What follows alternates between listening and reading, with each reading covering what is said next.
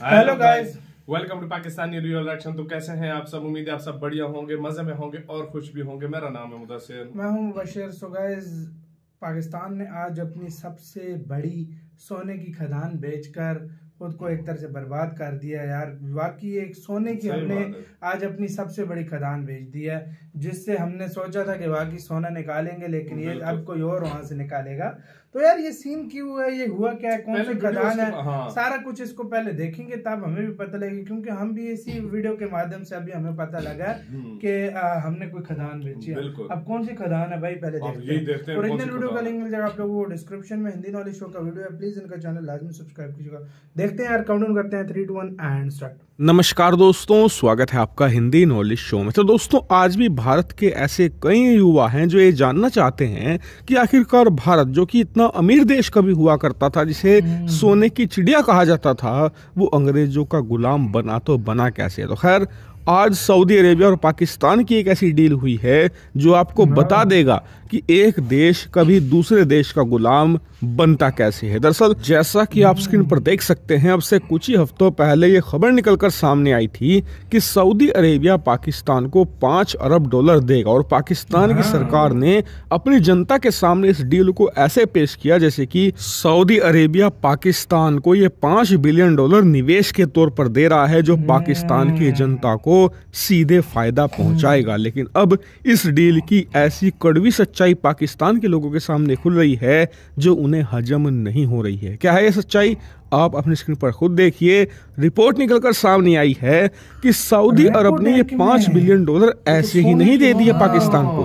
दरअसल इसके पीछे है रैको डिक, जो कि पाकिस्तान की एक गोल्ड माइन है, और पाकिस्तान के पास इतना पैसा नहीं है कि इस गोल्ड माइन के अंदर वो पैसा इन्वेस्ट करके इससे सोना निकाल सके। जबकि कहा जाता है कि ये दुनिया की कम से कम 5वीं लार्जेस्ट गोल्ड डिपॉजिट माइन है, यानी कि इसके अंदर अगर सही से खुदाई की जाए तो ये दुनिया की 5वीं सबसे बड़ी सोने की खान साबित होगी। और इसीलिए सऊदी अरेबिया ने अब पाकिस्तान की मजबूरी का फायदा उठाया। सऊदी अरेबिया को पता था कि इन्हें पैसों की बहुत सख्त जरूरत है, इनका खजाना मुश्किल से 5 से लेकर $7 बिलियन के बीच में झूल रहा है, ये देश कभी भी बैंकरप्ट हो सकता है।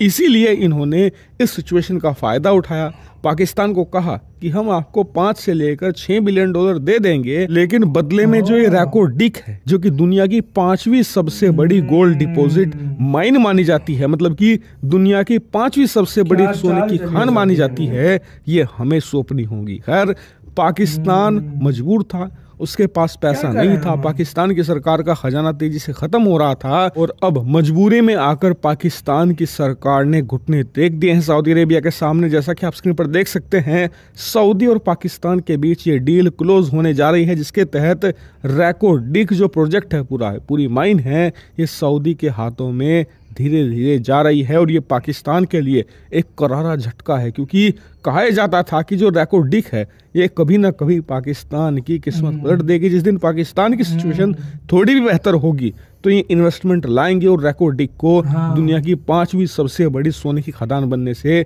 कोई नहीं रोक पाएगा। लेकिन अब रैको डिक तेजी से सऊदी शेखों के हाथ में जा रही है। हालांकि इससे अब आप अज्यूम मत कर लेना कि यहाँ पर मजबूरी का फायदा उठाकर पाकिस्तान को धीरे धीरे कभी चीन, कभी अमेरिका, तो कभी सऊदी गुलाम बना रहे हैं, इनकी जमीनें छीन रहे हैं, इनके जो खजाने हैं उसे छीन रहे हैं। दरअसल ये सब कुछ पाकिस्तान का किया धरा है। अगर इन्होंने भारत के खिलाफ साजिशें नहीं की होती तो भारत से इन्हें बहुत मदद मिलती।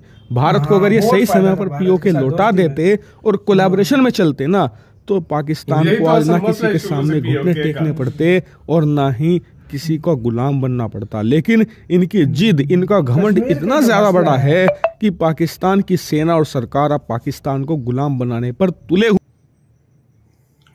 यार इसके बारे में जो मैं आपको सच बताता हूँ, देखो जो सच है मैं आपको वही बता रहा हूँ जो हमारे मीडिया में चल रहा है। देखो ये जो अभी भाई ने जो खबर दी है, मुझे इसके बारे में नहीं पता। जो पाकिस्तान में खबर चल रही है कि उन्होंने इन्वेस्ट किया है, लेकिन जिस तरीके से भाई इन्वेस्टमेंट किसको कहते हैं? अब आपकी एक बिजनेस अच्छा है, तुम्हें पता है, अब आपका एक बिजनेस है भाई, उसके अंदर मैं मतलब अपना शेयर डालूंगा, मैं आपको बोलूंगा यार आपको अब इन्वेस्टमेंट की जरूरत है, मैं आपको बोलूंगा भाई मुझे तू अपना 80% स्टेक दे दे, सारा बिजनेस का 80% मेरा, 20% तेरा।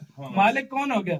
फिर लाजमी बात है, जैसे पैसा दिया उनको जो वही मालिक हो गया। तो इस तरह से वो देखो, उन्होंने बेशक इन्वेस्टमेंट किया है, वो स्टेक्स उन्होंने खरीद लिए हैं, और अब वो भाई अपना सोना निकालेंगे। अब $5 बिलियन कितना? हालांकि मैं आपको एक बात हमने निकालना था, ये बिल्कुल हमने निकालना था, लेकिन यार हमारी भी किस्मत इतनी खराब है, हमारे पास पैसा नहीं है। सीरियसली नहीं तो पाकिस्तान में मैं आपको सच बोलूं, इतनी चीजें हैं ऐसे पाकिस्तान में, लेकिन हम वो अगर हमारे पास पैसा हो, यकीन करो, अगर पहले नंबर पे इंडिया सोने की चिड़ी होगा तो दूसरे नंबर पे पाकिस्तान होगा। सही बात, इतना कुछ है पाकिस्तान में। लेकिन मसला ये है, इतने हमारे साथ पंगे हैं, इतने पाकिस्तान के साथ मसले हैं कि भाई वो पैसा भी ऊपर से हमारे पास नहीं है, फिर बंदा जाए तो जाए क्या। और दूसरी सबसे और कंट्रीज आके फायदा उठाएंगे। अच्छा, तुर्की की एक कंपनी ने पहले लिया था, शायद पता नहीं, अगर जो पुराने जानने वाले हैं उनको शायद पता होगा, हमारी अदालतों ने इस पे काम रुकवा दिया था कि भाई आप लोग गवर्नमेंट आप क्यों नहीं कर रहे सारा कुछ, ये सिलसिला। और फिर उन्होंने $6 अरब पाकिस्तान पे वो आलमी अदालत में उन्होंने केस जीत लिया था तुर्की ने। वो पाकिस्तान का इमरान खान गया था, उसे $6 अरब माफ करवाए थे। ये उस टाइम से, ये मेरे ख्याल से 10-15 साल से बंद पड़ा है, ये प्रोजेक्ट काम ही नहीं शुरू, पैसे ही नहीं। मतलब हमारी अदालतों ने बोला था खुद को करो, लेकिन अब तो अदालतें भी बोलती होंगी भाई किसी लेकिन यार सोचने की बात है भाई, कितना बड़ा सोचने की बात है। जब हमारे फिर भी कुछ हालात अच्छे थे, हमारी सिचुएशन अच्छी थी, हम अगर उस टाइम करते, आज हम हमारा हम तब भी सच में यार, अब हमारे पास $1 भी नहीं है। सीधी सी बात है, मुल्क आगे चलाना है, डिफॉल्ट नहीं करवाना, लानी पड़ेगी, लाजमी बात है। और ऊपर से और या सऊदी अरब या चाइना या जो क्या कहते हैं फ्रेंड कंट्रीज है। और मेरी हमेशा बात याद रखना, फ्रेंड कंट्री कोई भी नहीं होता है, हर किसी कंट्री का अपना इंटरेस्ट होता है।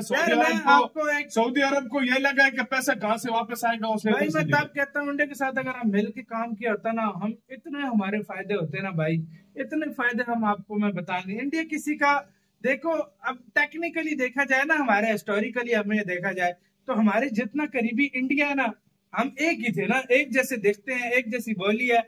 जितना करीब हमारे इंडिया था, हम अगर दोस्तों की तरह रहते ना, आज यकीन करो मिसाल मिलती और हमारे कोई मसले होते। बात याद रखना, ये तुम चाहते हो कि हम दोस्तों की रहते, ये मैं चाहता हूँ दोस्तों की रहते, या इधर कुछ काफी और लोग होंगे जो चाहते होंगे दोस्तों की तरह रहते। ये दोस्त क्यों नहीं बन सके आज तक? क्योंकि हम लोग मजहब की बुनियाद पर अलग हुए थे। हमने बोला था मजहब, हम फिर वो इधर बाद में फर्क इधर आ जाता है कि वो शुरू से नफरत है लोगों के अंदर। मेरी बात समझो, अभी थोड़ा लोगों का माइंड चेंज हुआ है, सीधी सी बात बताऊं। लेकिन आज से पहले तक लोग यही कहते थे भाई हमारा दुश्मन है। सही बात है, सीधी सी बात है। इसका कहना है अपने कमेंट सेक्शन में आप क्या सोचते हैं? हम खुद यार बड़े सैड होते हैं जब इस तरह खबरें देखते हैं। सच में हम खुद क्यों नहीं, हम खुद प्रॉमिसली आपको बताते हैं, हम खुद यही कहते हैं अपना देश प्यारा नहीं होता, किसको यार अपना देश बुरा लगता है। हम भी यही कहते हैं कि यार हमारा देश भी आगे जाए यार, हम भी आगे किस्मत क्या बोले, किस्मत क्या, हम कुछ लोग हम खुद ऐसे हैं, कुछ हमें सियासतदान कुछ ऐसे मिल जाते हैं, आगे कुछ हमारे आगे इतने प्रॉब्लम चल रहे हैं कि हमारा। क्या कहना है अपने कमेंट सेक्शन में बहुत ज्यादा रखना जो है।